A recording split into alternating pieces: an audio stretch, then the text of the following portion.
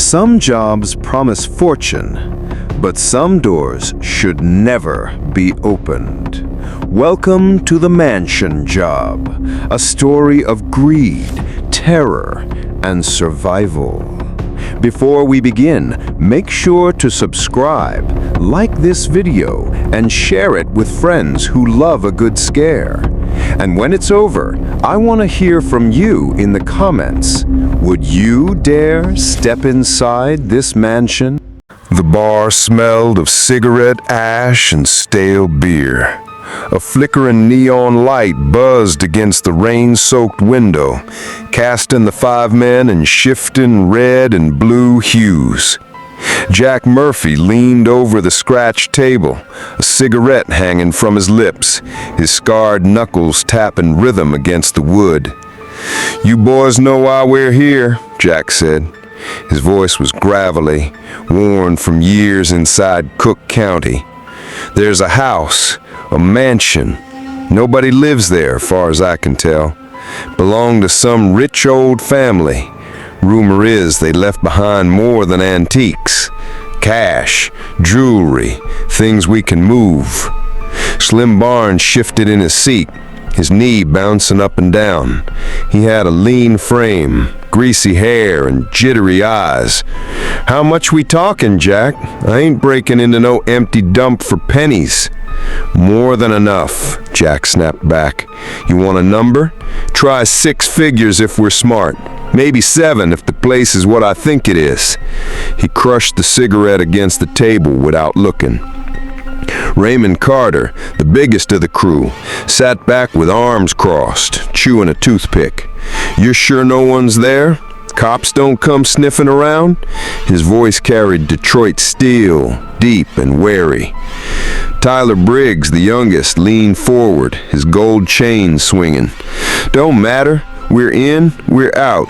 I don't care if the place got ghosts in it, long as there's green." He smirked, but his voice had a tremor under the bravado. Sean Daniels hadn't said a word. He sat at the end of the table, hands folded, listening. His eyes were quiet but sharp, darting between the others. He wasn't the kind to waste breath. Finally, Jack looked at him. "Sean, you in?" Sean nodded once. "Yeah, but jobs like this, they never go the way you plan." The table went silent for a beat, the rain tapping harder against the glass. Jack cracked a grin, showing yellowed teeth. "That's why we're the ones doing it. Tomorrow night, boys, we get rich or we die trying." The mansion rose out of the fog like a corpse clawing its way from the dirt. Black iron gates stood crooked, one hinge hanging loose, whining when Raymond pushed it open. The gravel drive stretched long and silent, lined with dead trees whose branches scraped together like old bones. "Damn," Slim muttered, hugging his jacket tighter. "Place looks like it should have been condemned years ago." Jack ignored him and led the way. His boots crunched the gravel with purpose. Rich folks don't always keep up appearances. Money's still money. The house itself was massive, 3 stories, dark stone walls stained with years of rain, shutters banging faintly against cracked windows. A marble fountain in front was bone dry, filled with leaves. Tyler spit into it as they passed, his cocky grin dimmed by the silence. Sean stopped at the steps, looking up. The front door loomed tall and heavy, carved with faded faces and twisted vines. "This place ain't right," he murmured. His voice was soft, but the others caught it. "Shut up," Jack growled, fishing out a crowbar. "Help me with the lock." Together, they pried at the door until the wood gave way with a groan. The smell hit them first, mildew, dust, and something faintly metallic underneath. The air inside was colder, heavy. Slim coughed, pulling his shirt over his nose. Inside, the mansion stretched wide, high ceilings with peeling paint, chandeliers draped in cobwebs, rugs faded to gray. Furniture covered in white sheets looked like bodies lined up in a morgue. Their footsteps echoed too loudly. Raymond closed the door behind them, sealing out the fog. For a moment, it was just the five of them breathing in that dead silence. Then Jack's voice cut through. "Spread out. Take the first floor, then we work our way up. Move fast." Slim gave a shaky laugh, trying to mask his nerves. "Yeah, in and out, right? Like we planned." But as the group split off into the endless dark halls, the mansion seemed to breathe with them, like it had been waiting. Slim wandered up the creaking staircase, flashlight beam jittering against the cracked wallpaper. "I'll check upstairs," he called down, trying to sound braver than he felt. Nobody answered. His footsteps echoed like whispers in the dark. The hallway stretched too long, lined with portraits whose painted eyes seemed to follow him. Dust floated thick in the air, and every door he passed was closed tight. Slim swallowed, wiped sweat from his lip, and muttered to himself, "Just a house, just an old house." One door gave when he pushed. Inside, a bathroom. The tiles were black and chipped, the mirror cracked like a spider web. He shined his light over the tub, empty, over the sink, rust-stained. He leaned closer to the mirror, staring at his own pale reflection. A sound behind him, faint like the scrape of a shoe. He spun, flashlight beam cutting across the empty hallway. Nothing. "Hello?" His voice cracked. "Jack, that's you?" Silence. He turned back to the mirror. This time, something moved in the reflection. A blur, tall, a figure in the corner. Slim froze, his heart hammering. When he whipped around, the room was empty. He didn't have time to scream. A wire loop snaked around his throat from behind, yanking him back with brutal force. His flashlight clattered against the tiles. He clawed at the grotto, nails scraping his own skin as it dug in deeper. The killer worked fast, silent. Slim's eyes bulged as the pressure crushed his windpipe, blood bursting in tiny vessels across his face. His jaw cracked, a wet snap echoing in the bathroom. The wire cut deeper until it reached bone. When the others finally came looking, the bathroom door was shut. Jack pushed it open and froze. Slim hung from the shower rod, neck twisted at an impossible angle, eyes gone, gouged out, sockets bleeding black streaks down his cheeks. His mouth was open wide, as if still screaming. Tyler staggered back, bile rising in his throat. "Jesus Christ!" he shouted. "What the hell is this?" Jack's face was stone, but his eyes burned. "We keep moving. We finish the job." But the mansion had already claimed its first blood. Raymond slammed the front door so hard the frame rattled, but it didn't budge. The crowbar bent when he tried to pry it open. "No damn way," he snarled, sweat glistening on his forehead. "This was open before. Someone fixed it." Jack yanked at the handles until his palms went raw. "Windows then! Break a pane! We climb out!" They rushed to the nearest window. Tyler smashed the glass with the butt of his pistol, shards raining down onto the dusty carpet. He reached through to clear the frame, only to curse and pull back, blood streaking his hand. Behind the glass, nailed boards crisscrossed the opening like a coffin lid. Every window was sealed the same. "Somebody did this," Sean said quietly. He stood at the edge of the room, his eyes scanning the shadows. "Somebody doesn't want us leaving." "Don't start that spook talk," Jack barked. though his voice trembled at the edges. "Old houses like this may be squatters, maybe paranoid owners, that's all." But the sound in the halls betrayed him. A dragging scrape, slow and deliberate, like metal claws raking across wood. It echoed through the mansion, faint but steady, moving closer. Tyler pulled his pistol free and waved it wildly at the shadows. "You hear that? You hear it? Somebody's in here!" His voice broke, higher than usual. Raymond stepped up, towering over him. "Put the gun down before you shoot one of us, kid." The sound stopped. The silence that followed was heavier than before, pressing against their chests. Every man held his breath, listening. Then, faint and cold, a whisper threaded through the air. Not words, not clear, just a sound like breath leaking through broken teeth. It came from everywhere at once. Sean's knuckles whitened around his flashlight. "We're not alone," he said. Jack swallowed, his face pale but hard. "Stay together. Whatever's in here, it bleeds." They stuck together, moving through the mansion in a tight group. Their flashlights jittered against peeling wallpaper, against paintings with cracked faces that seemed to smirk in the half-light. No one spoke much now. The air itself pressed against their throats. Raymond took the lead, his size making him seem the safest shield. "We find another way out," he muttered. "Basement, back door, something. I'm not dying in this dump." The hallways twisted like a maze, each corner leading deeper instead of out. They passed a long dining room, the table still set with rotting plates, a layer of dust over silver cutlery. At the far end of the room, a door sat ajar, blackness yawning behind it.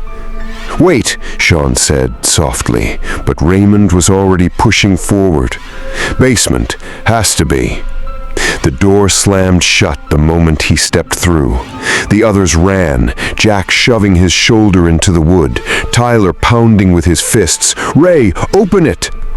Inside, a muffled shout, then a scream.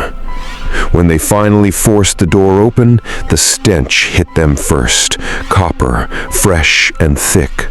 The basement stretched wide, stone walls slick with moisture.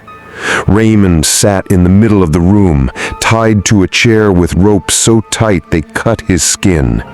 His chest heaved as his head jerked toward them, eyes wide and pleading. But his mouth was gone, sewn shut with thick black thread that bit deep into his flesh. Blood ran down his chin, soaking into his shirt. His muffled cries rose in his throat, choked and helpless. The shadows shifted. A figure moved behind him, tall and broad, face lost in the dark. A knife glinted once in the flashlight beams, then slashed across Raymond's throat in one clean, savage motion. Blood sprayed against the stone. Tyler fired blindly into the dark, bullets sparking against the wall. The killer was gone before the smoke cleared, leaving only the body slumped forward, blood dripping into the cracks between the stones. Jack pulled Tyler back by the collar. His eyes blazed, though his hands shook. "He's hunting us," Jack growled, "one by one." Sean said nothing. His stomach turned, his pulse hammering. For the first time, he realized this wasn't a job gone wrong. It was an execution. They stumbled back into the dining room, every flashlight beam shaking like the hands that held them. Tyler paced in frantic circles, waving his pistol at shadows that weren't there. His breathing came in ragged gasps. "We're screwed, man. We're goddamn screwed." Jack grabbed him by the collar and slammed him against the wall. "Pull yourself together. You shoot one of us, and I'll put a bullet in your skull myself." Tyler shoved him back, eyes wide and wild. "Don't act like you didn't set this up, Jack. You dragged us here, told us about easy money, and now we're locked in this freak show with some lunatic? Smells like a setup to me." Slim's absence weighed heavy, and Raymond's death still dripped from their memories. Sean stayed near the far wall, his hand gripping a chair for balance. He didn't speak, but his gaze flicked between the two men like he was measuring the fuse on a bomb. The sound came again, that dragging scrape, metal against wood. This time it was closer, circling the dining room. The floorboards groaned with footsteps that never entered. "Jesus Christ," Tyler hissed, pointing his gun toward the sound. His flashlight beam cut across the walls, catching only peeling wallpaper and shadows that seemed too deep, too long. "Listen," Sean finally snapped, his voice sharper than usual. "You hear it? He's not walking around blind. He knows this place, every door, every corner. He's hurting us." For once, Jack didn't argue. He looked at Sean, jaw tight. "Then we stop running. We find him, and we gut him before he does us." Tyler laughed, high-pitched, hysterical. "Find him? You saw what he did to Ray? You think we can take that freak? He's playing with us. He's playing." The laughter echoed too long. A whisper slipped through the walls in answer, soft, deliberate, almost mocking. Tyler spun, aiming at the dark corner near the china cabinet. For a split second, they all saw it too, a silhouette, tall and still, watching. Then it was gone. Sean's grip on the chair tightened until his knuckles went bone white. The game was not paranoia anymore. They were prey. Tyler broke first. His breathing turned to ragged gasps, his gun shaking in his hand. "I ain't dying in here," he spat, his voice cracking. "Screw this. I'll find my own way out."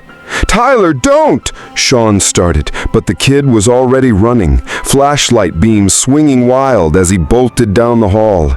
His footsteps pounded the wooden floor, echoing long after his body disappeared into the dark. "Dumb bastard's gonna get himself killed," muttered Jack. His voice sounded hard, but Sean caught the flicker of fear in his eyes. The hallway swallowed Tyler whole. He ran blind, kicking open doors, crashing through dust and broken furniture. Every turn looked the same, every shadow stretched too long. His flashlight beam caught glimpses of strange things. A child's rocking horse moving by itself, a mirror cracked in a spiderweb pattern that seemed to ripple when he passed. Then he saw it, a door slightly open, a slice of night on the other side. Freedom! He sprinted, laughing through his panic. "I got it! I got it!" The floor gave out beneath him. His scream tore through the mansion as he fell into darkness, his flashlight spinning away. The impact came with a sickening crunch of bones and splintered wood. When the beam finally stilled, it revealed him impaled on a row of rusted spikes jutting from the pit floor, his body hanging like a broken doll. Blood dripped into the black water below, rippling in slow circles. Tyler gurgled once, trying to call out, before his head slumped to the side. Jack and Sean reached the edge of the pit too late, their flashlights cutting over the carnage. Jack cursed, slamming his fist against the wall. "That's 3. Gone, just like that." Sean's stomach churned. He forced himself to look at Tyler one last time. The trap hadn't been luck. It was waiting for them. Someone had planned it all. And now, only 2 of them were left. The mansion felt emptier, without Tyler's frantic voice bouncing off the walls. Only Jack and Sean remained now, their flashlights cutting thin lines through the dark. Every creak of the floor made them flinch. Every shadow looked like it held a figure. Jack muttered under his breath as they moved, words spilling like curses. 3 gone. 3. This wasn't supposed to be like this. In and out. Easy money. That's all. He rubbed a trembling hand over his face, smearing sweat across the grime. Sean kept quiet, scanning every corner, listening harder than looking. The silence wasn't right anymore. It was too aware, like the house itself was holding its breath. When they entered the library, they froze. Across the shelves, words were smeared in blood, thick strokes dripping down the wood. "You're next." Jack's face went pale. He spun in circles, flashlight beam jerking over rows of dust-choked books. "He's screwing with us, writing the sick crap. He's here right now, laughing at us." His voice broke at the last word. Sean touched the blood with the tip of his finger. It was still wet. Whoever wrote it hadn't been gone long. "Come on," Sean urged, tugging Jack's arm. "We can't stay here." But Jack yanked free, shouting at the shadows. "You hear me, you bastard? Come out and face me. You like stringing us up like animals? Then do it to me, right now." His voice cracked, half fury, half madness. The reply was silence. Then a soft thud, a book sliding itself from the shelf and hitting the floor with a hollow echo. Both men jumped, guns drawn, but the aisle beyond was empty. Sean whispered, "He's not chasing us, Jack. He's leading us. Every step, every room. He wants us scared before he kills us." Jack's laugh was hollow, sharp. "Then he's getting what he wants." His hands shook so hard the gun barrel rattled against his teeth when he tried to steady his aim. For the first time, Sean wasn't sure if the killer would strike first, or if Jack would. The library air was thick, suffocating with the coppery smell of blood and dust. Jack stormed ahead, muttering to himself, his flashlight beam jerking across endless rows of books. "Bastard thinks he can break me, thinks he can play games." His voice was ragged, slipping between rage and panic. Sean whispered, following a few paces behind. "Slow down. That's what he wants. You're walking right into him." But Jack didn't hear. He slammed through a side door into a study lined with decayed leather chairs and a massive oak desk. Papers scattered the floor like dead leaves. In the center of the room sat a single wooden chair, perfectly placed under the chandelier, a length of rope dangling from the ceiling. Jack froze, staring at it, his jaw clenched, his breath sharp through his nose. "You think I'm scared of your tricks?" he barked into the dark. A shadow moved behind him. Before Sean could shout, the rope snapped down, looping tight around Jack's throat. He clawed at it, kicking, his flashlight spinning across the floor. Sean rushed forward, but a heavy shape moved between them. The killer, tall, silent, his hands working the rope like a puppeteer. Sean's beam caught only glimpses, scarred hands, a mask made of stitched leather, eyes glinting cold. Then the killer yanked Jack backward, throwing him into the chair. Ropes lashed around Jack's wrists and ankles with terrifying speed, knots pulling tight as if the killer had rehearsed this for years. Jack thrashed, spitting curses. "You coward! You—" His words ended in a scream as the knife came down. The killer didn't strike to kill. He carved, slow, deliberate cuts across Jack's chest, his arms, his face.